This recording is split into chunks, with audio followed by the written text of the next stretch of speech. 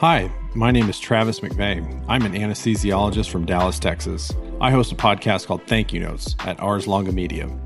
Showing gratitude to people just makes me feel good, and I want to share the practice of thank you notes with everybody who listens.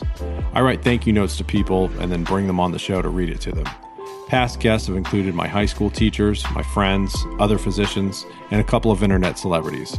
I will also be doing episodes that explore the science behind gratitude practices to demonstrate to everybody the actual tangible benefits of practicing gratitude. Listen everywhere you get podcasts and check out the extras on my social media accounts. Thank you for listening.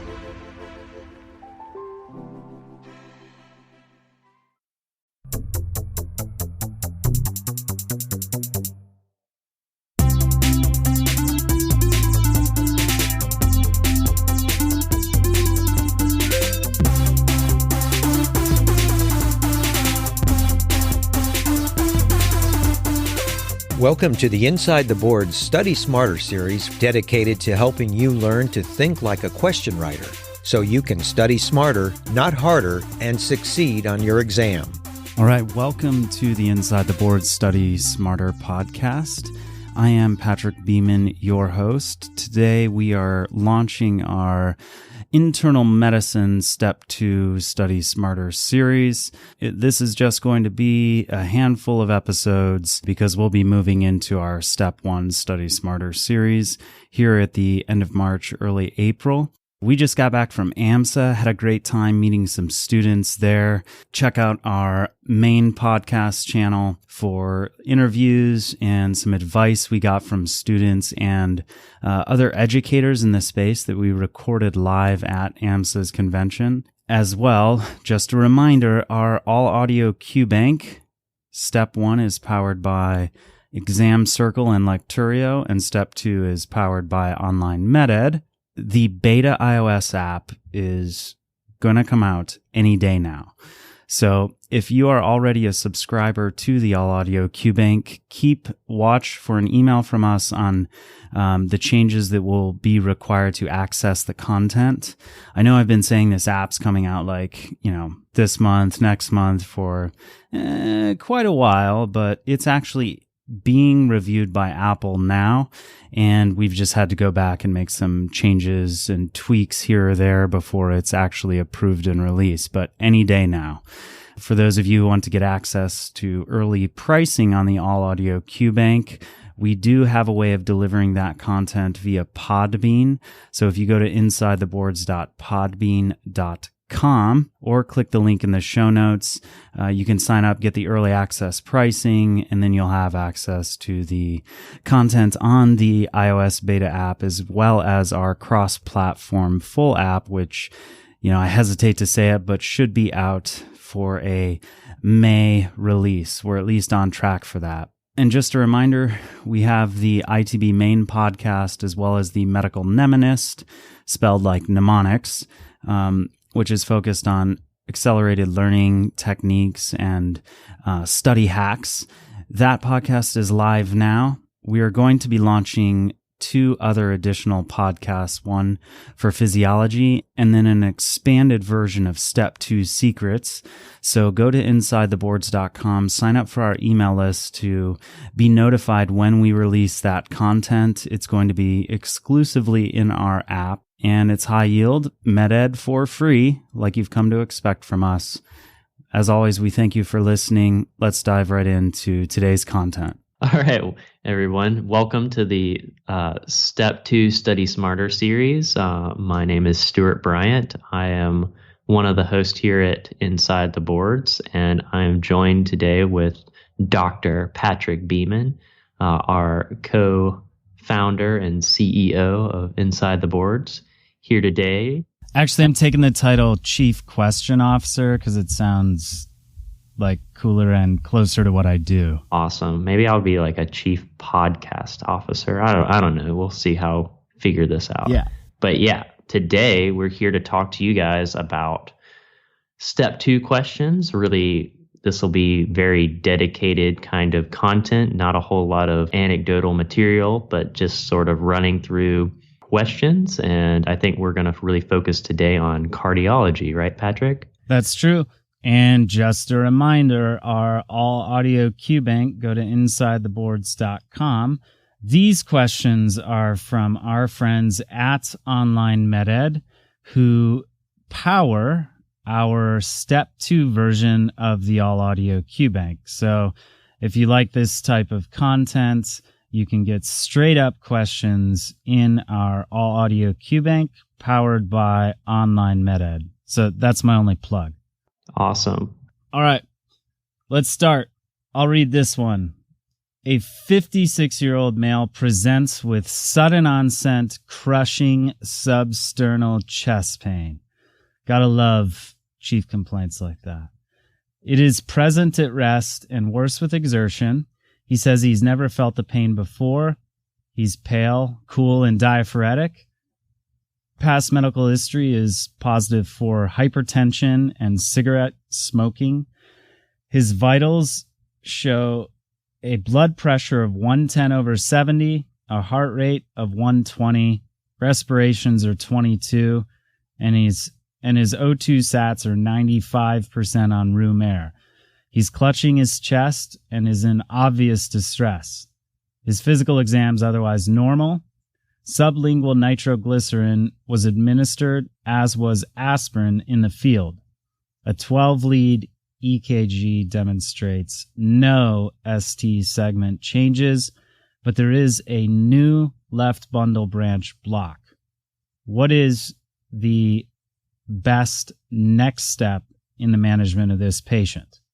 Is it A, a percutaneous coronary intervention, B, a coronary artery bypass graft, C, CT angiography, or D, a serum troponin level? This is tough. So, Patrick, what's your differential for crushing substernal chest pain? And I'll give you mine. Sure. So an MI sits at the top of the list, and then basically things in the mediastinum or chest. If somebody has an atypical presentation, we'll leave that off for now. But what about like an aortic dissection or I guess it's possible. I guess you could have like a pulmonary embolus. What else? Cardiac tamponade. Let's hear yours. I'm an OBGYN. Preeclampsia? Yeah. No. Ooh. Not a bad choice. So my thoughts are exactly as you said. I'm thinking about an MI, an MI, and an MI. And then I'm thinking, okay, what else could be going on? Cardiac, I think about tamponade. I think about aortic dissection. You threw up PE also. I really like PE. Other things, mediastinal. I think about like an esophageal rupture. Ooh, like Boerhaave syndrome? Boerhaave syndrome, yeah.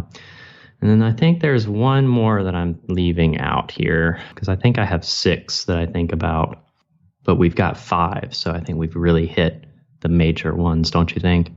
Yeah. Anything else substernal? I guess GERD, you can have a chest pain. Sure. And that's going to go in your differential too.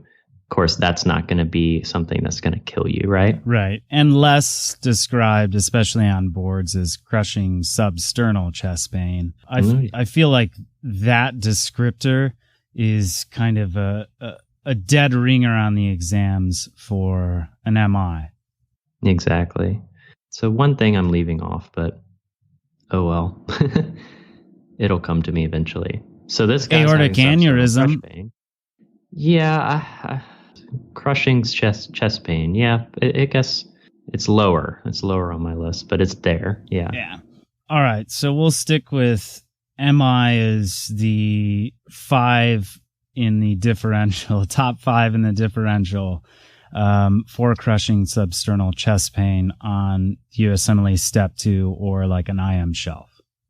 Mm-hmm. All right. For sure. Cool. So this guy's got that kind of pain. He's already gotten nitro. He's already gotten aspirin. He's got an EKG that says there's no ST segment changes, but there's a left bundle branch block. It's one of those where you're like, oh, no ST segment changes. Oh man, this guy probably doesn't have an MI, and now I'm all confused. Yeah, but he's got a bundle branch block. Do I know what to make of that or not? Yeah, well, actually, you do, because a new bundle branch block counts as an ST segment, elevation, or STEMI.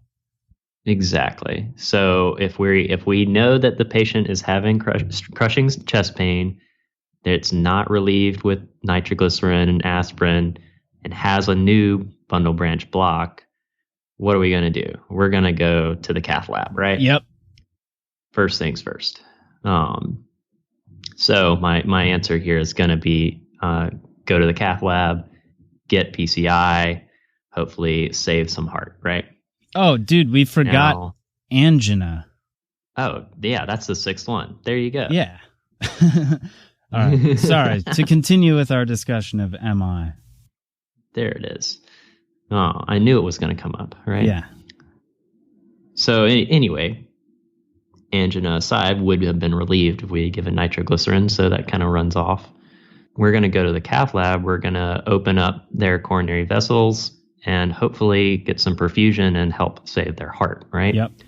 Here, our other options include doing a CABG. I don't think anyone's going to pick that one, honestly. If you were to say, oh, they've got some chest pain, let's go to surgery and do a bypass. I think you're going to need some more information for that, right? You're going to need like angiography. You're going to want to know how bad the vessels are. And you're going to want to be sure that they are a patient who's going to be fixed by having angina or having a CABG done, right? Yeah. So we're not just going to run off to surgery. A CT angiography. This is never the right answer, guys. Oh, yeah? So a CT angio is not ready for prime time, I think. It's one of these, if you see it, don't pick it. If there's any other kind of way to interrogate the coronary arteries, like you're going to use that over CT angiography. In the future, this might become a right answer for looking at coronary vessels, but right now, avoid it like the plague. And honestly, I think it would be rare to even see it as an answer choice outside of here. And then our other choice here is serum troponin level. This is probably the most attractive distractor. Yeah, okay. Right. I mean, chances are this is going to, in real life, by the time you see this patient and they've done the EKG, they've probably already drawn blood for this. So that it would kind of defeat the point.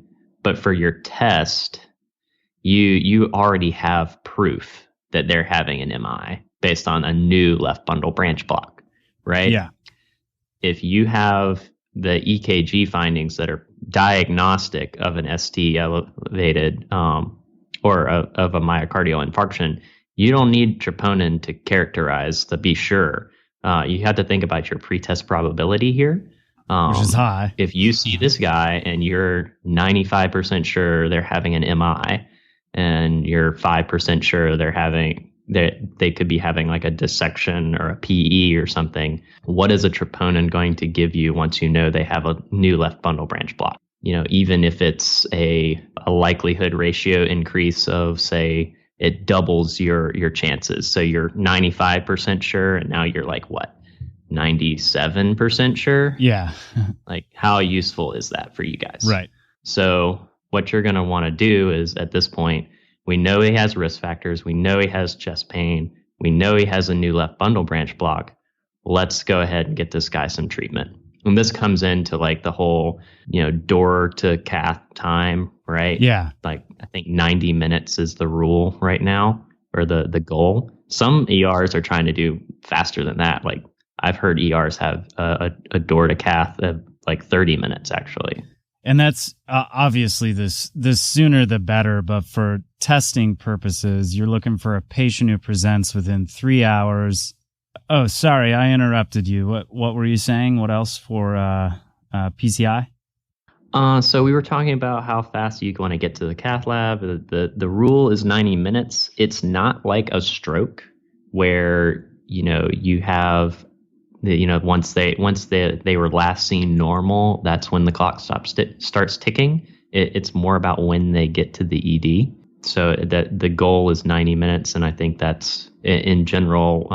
EDs are trying to do that even faster than that. Actually, fun fact with this patient: a classic sign is a patient clutching the chest in acute distress with ill vital signs and having substernal chest pain. Right. Yep. That's called Levine's sign. Maybe you'll see it. And importantly, I remember learning in medical school that if somebody has a closed fist and they're doing that versus an open hand, the closed fist is more likely to be cardiac pain in nature.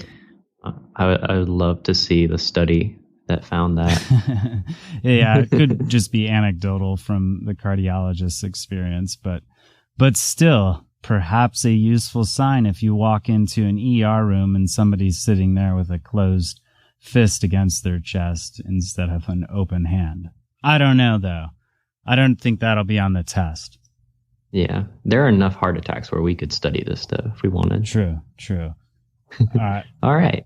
How do we feel about that? I think that's pretty good. Just to mention the cabbage, though, is it still true that you can say, like, essentially that if you have 3-vessel disease, left main coronary artery disease, or like lesions identified on angiography that are not amenable to PCI, that you still do PCI first as an attempt for that lesion, the one thought to be responsible for the STEMI, but then the patient could get a cabbage afterwards?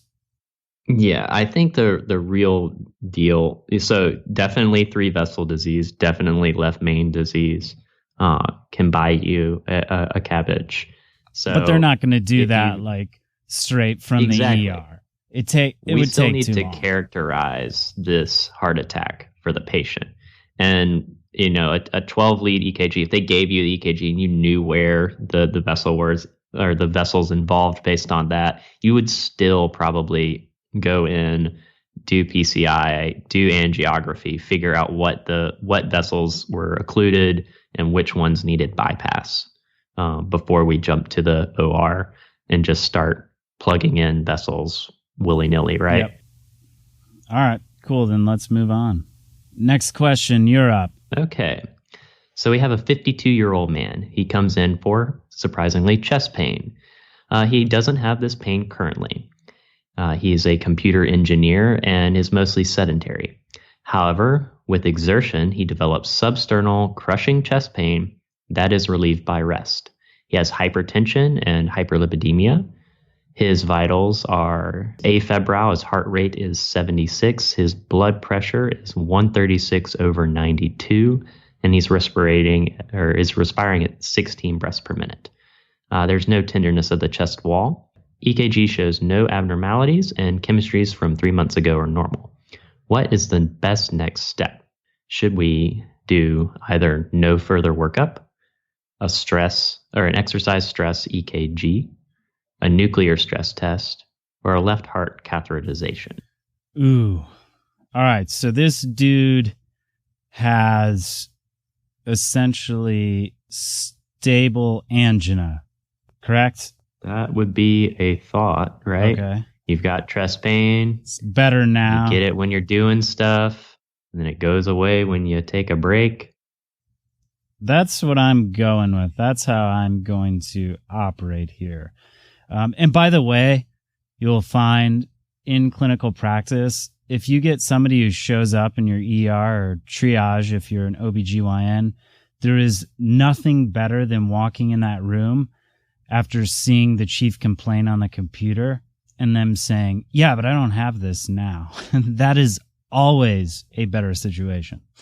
At any rate, this guy with some exertional chest pain, characterized very cardiac-ish with it being substernal and crushing. I'm going to say he's got stable angina, and the next step in management would be an exercise stress EKG, a stress test. I like it.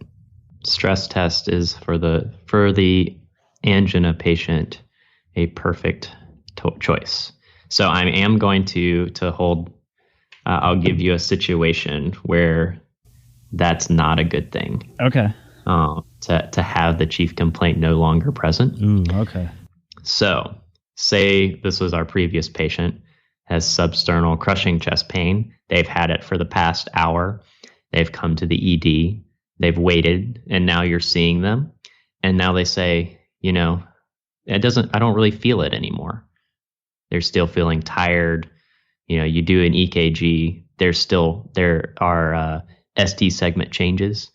If you've lost the pain sensation, that could mean that you're a little too late to that patient. That's kind of an ominous sign with a heart attack when it starts to get better on its own. Yeah. Okay. That's the one example that came to mind when I thought about this. Good to know. So yeah, if your heart pain was not treated within time and your heart has had part of it die, it may no longer have any pain. All right. Well, I'd say cool, but that's not a step 2 kind of question. Yeah, that might be a little complicated. Mm-hmm. All right. So, but here we like the EKG or the stress test, right? Yeah. All right. So, classic triad of angina is substernal chest pain that is provoked by exertion, or I guess you could say relieved by rest or nitrates. But let me say that again. Remember these things for angina: crushing substernal chest pain. The pain is provoked by exertion, and finally, it's relieved by either rest or nitrates. Perfect. All right. So, what about a nuclear stress test here? Why would we not do a nuclear stress test? Honestly, I don't know. I do know that an exercise stress test is always going to be preferred. And I think that really comes down to what you know about the patient. Okay.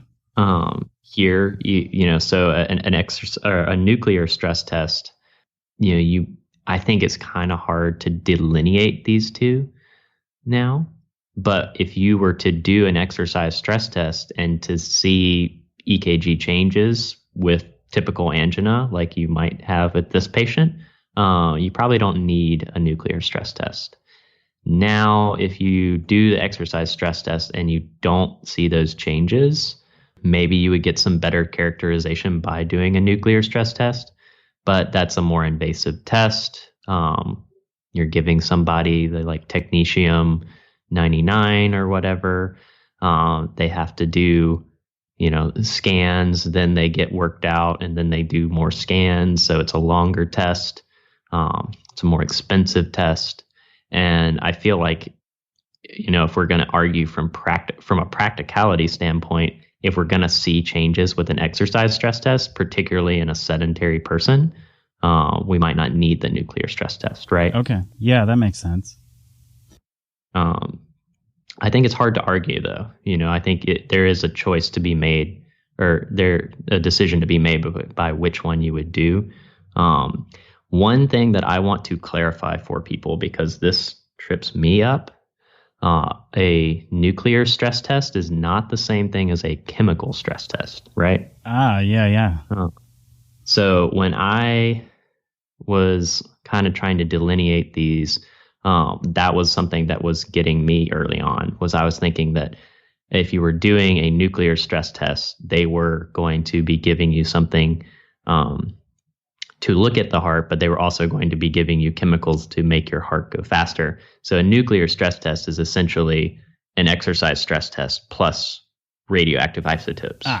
Right? Yeah. It is not. Hence the name, but I think it's pretty easy to get tripped up on things like that, to fail to make distinctions when you're a medical student and you don't have the intimate knowledge of all the tests that the cardiologists do. Exactly. I'm well into my 3rd year and I've seen a nuclear stress test. So, and I was like, oh, this is different from a chemical stress test, right? And I had to really kind of see it to make that delineation, Yep. All right. So anything else on that? Oh, left heart cath. I think we can eliminate that based on our discussion in the last question, because he essentially has a normal EKG. His pain is currently relieved in the ER, and his vitals are essentially normal except for mild hypertension, diastolic. I don't think we would. That would kind of be the equivalent of the last question where we were saying, don't do a cabbage on this person just yet. Yeah. Maybe they need a left heart cath in the future, but that's not where we're going next. Too big a gun for this patient with angina. Right. All right. Today's music is by DJ Bezo, aka Augustin Beeman. The song is King Jeff and his apprentice Bart. We'll be featuring more from this young emerging artist who also happens to be my son. I'm just really proud of the creative work he's doing and wanted to support him in his endeavors. So thank you, Augustin. We'll look forward to more of your art, which we'd be happy to feature on the ITB podcast.